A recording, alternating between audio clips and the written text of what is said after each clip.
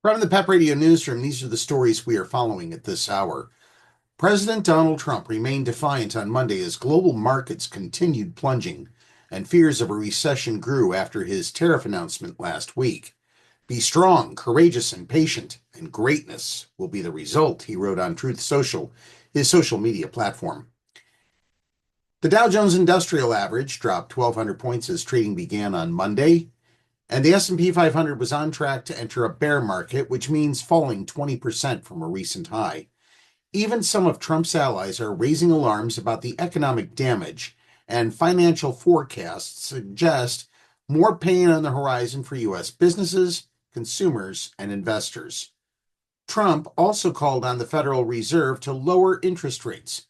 On Friday, Federal Reserve Chair Jerome Powell warned that the tariffs could increase inflation, and he said there's a lot of waiting and seeing going on, including by us, before any decisions would be made.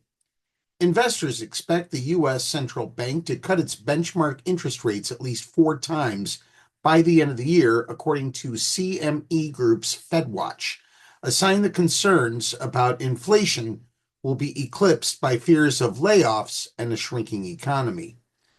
Trump spent the weekend in Florida, arriving on Thursday night to attend a Saudi-funded tournament at his Miami golf course. He stayed at Mar-a-Lago, his private club in Palm Beach, and golfed at 2 of his properties nearby.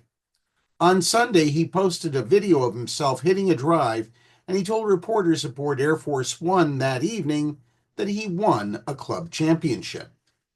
So, with stock markets in free fall around the world, tariffs ultimately driving up prices and aiming a wrecking ball at global supply chains, we should all be relieved that the president still found the time and energy to go to Mar-a-Lago for a golf outing sponsored by the Saudis.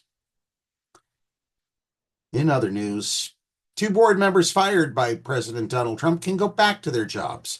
A split appeals court ruled Monday ahead of a likely Supreme Court showdown on the president's power over independent agencies. An appeals court in the nation's capital handed down the 7-4 decision in lawsuits brought by 2 women separately fired from agencies that both deal with labor issues, including one with a key role for a federal workforce Trump is aiming to drastically downsize. The order relies largely on a 90-year-old Supreme Court decision known as Humphrey's Executor, which found that presidents can't fire independent board members without cause. But the ruling has long rankled conservative legal theorists who argue it wrongly curtails the president's power, and experts say the conservative majority on the Supreme Court may be poised to overturn it. The ruling reverses, at least for now, a judgment from a 3-judge panel from the same U.S. Court of Appeals for the District of Columbia Circuit. And we close out today's news with this story from the Philadelphia Zoo. A pair of critically endangered, nearly 100-year-old Galapagos tortoises at the Philadelphia Zoo have become first-time parents. In an announcement Friday, the zoo said it's overjoyed at the arrivals of the 4 hatchlings, a first in its more than 150-year history. The babies are the offspring of female Mommy and male Abrazo, the zoo's 2 oldest residents. This is incredible. The quartet is being kept behind the scenes inside the reptile and amphibian house for now, eating and growing appropriately, the zoo said. They weigh between 70 and 80 grams, about the weight of a chicken egg. The first egg hatched on February 27th, and more that still could hatch are being monitored by the zoo's animal care team. This is a significant milestone in the history of Philadelphia Zoo, and we couldn't be more excited to share this news with our city, region, and the world, President and CEO Joel Mogerman said in a statement. Mommy arrived at the zoo in 1932, meaning anyone that has visited the zoo for the last 92 years has likely seen her, she said.